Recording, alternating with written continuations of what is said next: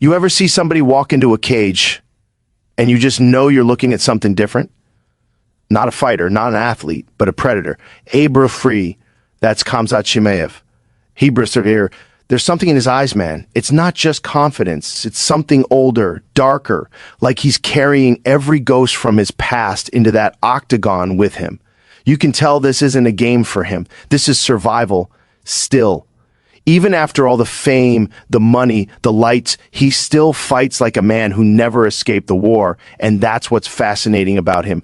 Hebrew because most guys fight to win. Hebrew Khamzat fights to destroy. He doesn't care who you are, champion. He's coming to break you, to test you, to see if you can stand in the storm he brings. But the craziest part?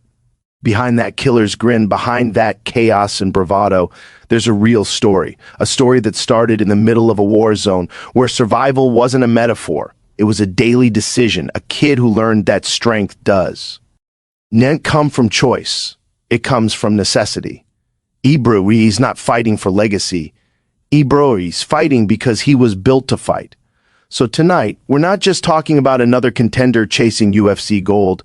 We're talking about a man shaped by fire, by pain, by struggle, a man who came from nothing and still carries the weight of everything. This is the story of Khamzat Chimaev, the monster who remembered he was human. Hey, bro, if I kill everybody, what are you going to do? That line lands like a thunderclap because it isn't just trash talk. It's the soundtrack of a life forged in extremes. When you watch Khamzat Chimaev walk into the cage, you don't just see a fighter. You see a force that remembers hunger, remembers chaos, remembers the stakes of survival. He didn't grow up training for fame. He trained to survive. He trained because when your childhood is played out against gunfire and despair, the mats become sanctuary and violence becomes language. That's what gives his swagger that cold and undeniable edge. It's not bravado for cameras. It's experience. He came from Chechnya, a place that taught him very early how fragile life can be. Wrestling at 5, finding something that felt like peace on a rough, noisy planet. That's the sort of origin story that explains why he can look at someone and not be impressed. The kid who slept in a tiny back room of an MMA gym for years didn't do it to chase clout. He did it because every hour in that place was an hour away from whatever pulled at him back home. He worked in a poultry factory, he won national wrestling titles in Sweden across different weight classes, and he did everything with a single-mindedness that almost looked unfair to the rest of us who have comfortable options. You watch the tape and you see finishes. Rapid, violent, efficient.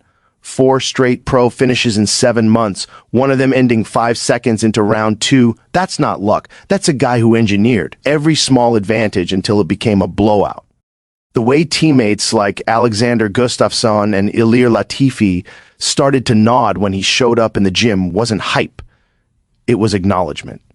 This is a guy who made the leap from being a local terror to a global problem in record time. The UFC noticed because the world noticed. The stoppages, the arrogance, the promise that this was just the beginning. But then life hit him sideways. COVID. A terrifying bout that stole momentum. A public scare that made everyone wonder if the train had derailed for good. The rumors swirled. Was that it? Is the kid who lived in the gym over? He took what looked like an early retirement message, and the fight world collectively held its breath.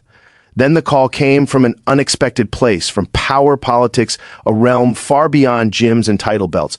People will argue about the optics of all of that, and the relationship with controversial figures will always shadow some of his narrative. But underneath the headlines and the politics, there's a human who got sick, who had people pull for him to recover, and who eventually came back with his motor still roaring. When he returned in Abu Dhabi and demolished Li Jingyang in minutes, it felt less like a comeback and more like verification. The old hunger was still there. He didn't lose the knife-edge intensity that had made him a terror in the welterweight picture. And then he took on Gilbert Burns, not a perfect fight, but a classic war where you learn who you are in real time. Against Burns, he showed more than brute force. He showed adaptability. He can wrestle. He can grapple. He can brawl with a level of intent that makes you wonder how many athletes can sustain that kind of physical and psychological pressure and still remain precise. And then the botched weight cut before Nate Diaz. That was a masterclass in how a single logistical failure can change a career narrative overnight. Imagine the stage, a superstar opponent, a payday, a huge spotlight, and the scales betray you. The world loves a villain as much as it loves a hero, and he definitely leaned into the heel persona after a backstage dust-up with Kevin Holland. People got mad, people cheered. Either way, the machine didn't stop. He handled Holland, moved through the chaos, and kept the trajectory. What makes his story weirdly beautiful is how he can be both monstrous and deeply tender at once. You see him reduced to tears on stage because a little girl told him her father had been killed and asked him to train her brothers. For a man whose public image is of an apex predator, that image cracking open reveals the thing that actually binds all of us: shared pain. He understands scarcity and loss in a way few of his peers do. He may have fame, money, and an aura of invincibility now, but those early experiences, the nights in a war-torn town, the training sessions done because there was nowhere else to hide, don't go away. They contour a person's interior life in ways you can't scrub off. There's also this tension between the inevitable promotion of violence and the ethics that surround celebrity in combats. People point to his ties or to the way he courts controversy and say it colors everything. That's fair. But you can also hold two truths: that his connections invite scrutiny, and that his path out of a dangerous childhood into global stardom is a familiar tale of sport as escape. That duality is what makes him compelling. He's not a comic book villain. He's a person who has been forged by hardship, sharpened by success, and complicated by the people who now orbit him. Watching him train, you get the sense he isn't just preparing for the next opponent, he's preparing to validate a life. He trains like he's building a ledger. Each session, each rep, each round is a line item against a past that almost swallowed him. He's an aggressive stylist who can also be methodical. He carries the mindset of somebody who knows how to finish, but he also studies tripping points. How cardio fails, how arrogance creeps in, how a single missed deadline on a scale can rewrite history. Where does he fit best, weight class-wise? That's a fight fan's chess problem. Does the aura of destruction translate better at welterweight, or does his frame and style suggest middleweight could be the home for longevity? There are arguments on both sides: speed and pressure at 170, size and power considerations at 185. Ultimately, his best weight class will be the one where he can manage his body, avoid breakdowns in camp, and keep that rim of ferocity without paying the price of repeated brutal cuts. At the end of the day, the most magnetic part of his story is the contradiction. A man who can say, "I come here for everybody," and still be moved to tears by loss and plea. That contradiction makes him alive. That complexity is what keeps us watching. It's what turns a knockout highlight into a myth and then forces us to rethink the man behind it. He isn't merely spectacle. He's an example of how trauma, discipline, talent, and choices combine to craft someone the world both fears and roots for. So what do you think?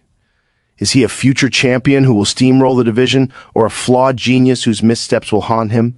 Is middleweight the cure for his weight issues, or is the welterweight rush his true home?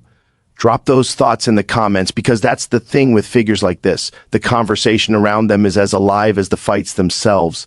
You know, when you really sit back and think about it, guys like Khamzat Chimaev, they remind us what this whole thing's about. It's not just fighting. It's not even just competition. It's about the human spirit. That deep primal part of you that refuses to die, refuses to give up, refuses to be told what your limits are. This dude came from nothing. He crawled out of a place most people wouldn't survive a week in, and he turned that chaos into fuel. He built himself brick by brick, fight by fight, cut by cut. And now he's standing on the edge of greatness, staring the world down like he's still that kid from Chechnya with a dream and a pair of busted-up wrestling shoes. People talk about hype. They talk about confidence, but what he's got, that's not hype. That's conviction.